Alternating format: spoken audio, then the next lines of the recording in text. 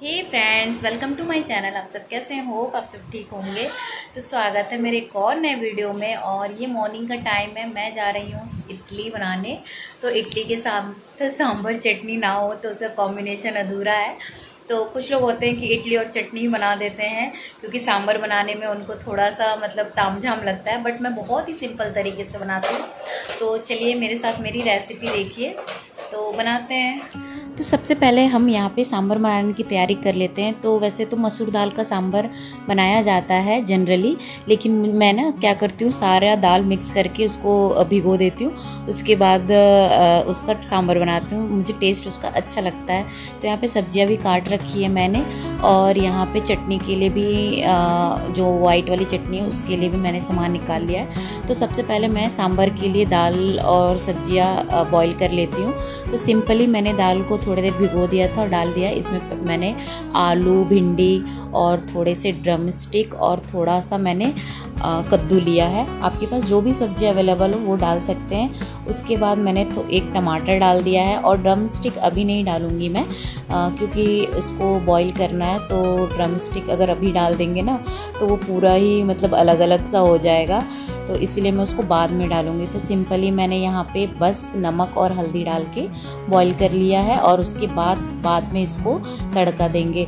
तो बहुत ही सिंपल तरीके से मैं सांभर बनाती हूँ, क्योंकि ना बहुत लोगों को सांभर बनाने में बहुत झंझट लगता है। कि जब इडली बनती है तो ज़्यादा आसानी से वो वाइट चटनी बना के खा लेते हैं, बट ये बहुत ही इजी तरीके से मैंने सांभर बनाया है। अगर आप इसको बनाना चाहें तो कोई भी झंझट नहीं है इसमें। तो जब तक हमारा दाल बॉईल हो रहा है तो हम वाइट चटनी की तैयारी कर लेते हैं। तो मैंने थोड़े से मूंगफली और थोड़ा सा चना दाल उसको रोस्ट कर लिया है, ड्राई रोस्ट किया है। उसके बाद उसमें हरी वाली 4 से 5 मिर्च और थोड़ा सा लहसुन की कलियाँ डाल दिया। लहसुन की कलियाँ मैंने छुड़ाया नहीं है, ऐसे ही डाला है। और नारियल, उसको पानी डाल के थोड़ा भिगोने के लिए रख देंगे। और यहाँ पे इडली का बैटर आप देख सकते हैं कितना अच्छा हमारा फुला है।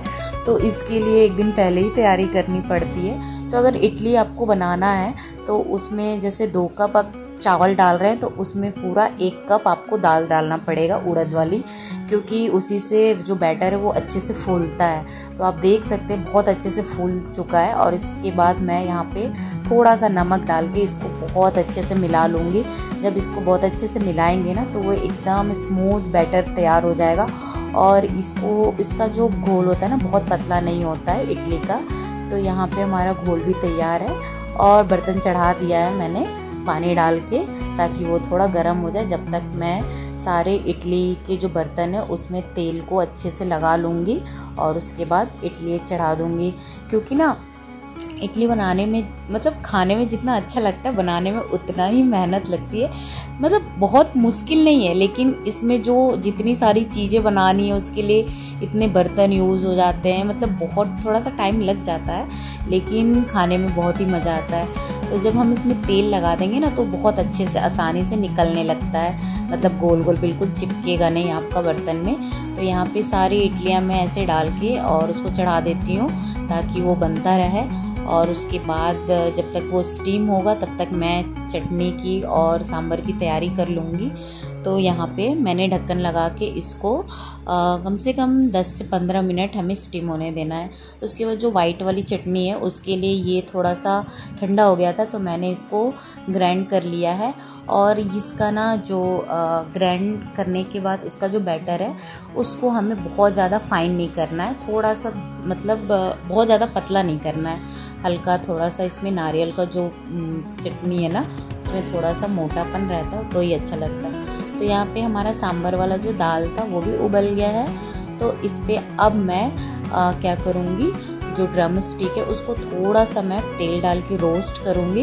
रोस्ट करने के बाद अब डाल के उसका डाल दूँगी और ढक्कन लगा दूँगी कुकर का, ताकि वो थोड़ा सा नरम सा हो जाए। उसको ज़्यादा पकाने की ज़रूरत ही नहीं पड़ती है, क्योंकि ना जो ड्रम स्टिक है ना मैंने बहुत नरम वाला लिया था, जो पतले पतले होते हैं, तो वो बहुत आसानी से गल जाता है। तो यहाँ पे मैंने उसमें डाल दिया और सीटी का जो ढक्कन है उसको बंद कर दिया, ताकि अच्छे से वो नरम हो जाए। उसके बाद यहाँ तड़के के लिए मैंने राई डाला है, उसके बाद थोड़ा सा कड़ी पत्ता और 2 से 4 लाल मिर्च और प्याज, बस। और मैंने कोई भी मसाले का यूज़ नहीं किया है सांभर में। और इस तरीके से आप बनाएंगे ना तो खाने में भी बहुत टेस्टी लगता है और बिल्कुल मसाले की यूज़ ही नहीं है, सिर्फ़ और सिर्फ सांभर मसाला डाल के मैं बनाती हूँ। तो यहाँ पे हमारा इडली भी तैयार था और जब तक ये प्याज फ्राई हो रहा है तब तक हम इडली, आप देख ही सकते हैं कि एक साथ मुझे कितना काम करना पड़ रहा है। तो ये क्या है ना, जैसे कि गरम गरम ही खाओ तो अच्छा लगता है, तो साथ में सारा काम चलता रहता है। और अगर घर का अगर हमारे ही ऊपर है सारा काम, तो बस यही हमारे जो 2 हाथ है वो 4 हाथ के बराबर काम करने लगते हैं। इधर भी चलाओ उधर भी देखो, सब कुछ हमें एक साथ ही मैनेज करना पड़ता है। तो जब तक सांभर का जो तड़का है वो फ्राई हो रहा था तब तक मैं एक और बैच इडली का चढ़ा दी थी बनने के लिए, क्योंकि जब खाने लगो ना तो इडलियाँ कम हो जाती हैं। तो यहाँ पे जब प्याज जो है वो हल्का सा ब्राउनिश हो गया था तब मैं यहाँ पे जो हमारा सांभर के लिए दाल बॉईल की थी वो डाल दी थी। उसके बाद आपको कुछ भी नहीं इसमें मसाले की यूज़ करने। इसके बाद मैंने थोड़ा सा इमली का पानी जो है ना वो पहले से ही भिगो के रख दिया था, वो डाला। आप देख के डाल सकते हैं, ज़्यादा खट्टा भी ना हो। और उसके बाद मैं सिर्फ़ और सिर्फ सांभर मसाले का यहाँ यूज़ कर रही हूँ। तो आप सांभर मसाला थोड़ा अच्छे से डालिए, यानी 2 से 3 चम्मच डाल दीजिए। उसी से आपका सांभर का कलर भी आ जाएगा और खाने में इतना टेस्ट लगेगा, मतलब जो ऑथेंटिक एकदम सांभर वाला जो टेस्ट है ना वो आएगा। क्योंकि जब आप बाकी मसाले का अगर यूज़ कर लेंगे सांभर में तो फिर वो सब्जी का ही काम करने लगेगा। तो इसीलिए मैं सिर्फ सांभर मसाला डालती हूँ। तो यहाँ सांभर भी रेडी था और यहाँ पे मैं वाइट चटनी के लिए तड़का तैयार कर रही हूँ। तो मैंने ना सरसों का तेल लिया है, उसमें थोड़े से सरसों के दाने और लाल मिर्च और कड़ी पत्ता का फ़ोरन दिया है। उसको थोड़ा सा हल्का सा फ्राई करेंगे और उसके बाद वाइट चटनी में तड़का लगा देंगे और इसका टेस्ट इतना अच्छा लगता है ना।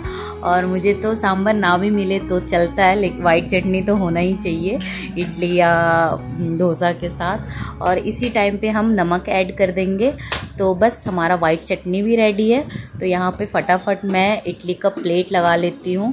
और जब आप इस तरीके से सांभर और चटनी और इडली बनाएंगे ना तो बहुत ही अच्छे बनेंगे, बिल्कुल भी फुली फुली रहेगी। और यहाँ पे ना आज ना मुझे मतलब मेरे यहाँ कोई गेस्ट आने वाला था खाने के लिए, इसीलिए मैं इतनी ज़्यादा क्वांटिटी में बनाई हूँ सब कुछ, क्योंकि हम तो 2 ही लोग रहते हैं तो मैं थोड़ा थोड़ा ही बनाती हूँ। और अभी आपको बेल की आवाज़ सुनाई दी होगी तो गेस्ट आ गए, तो फटाफट आप भी बनाइए, खाइए। Thank you.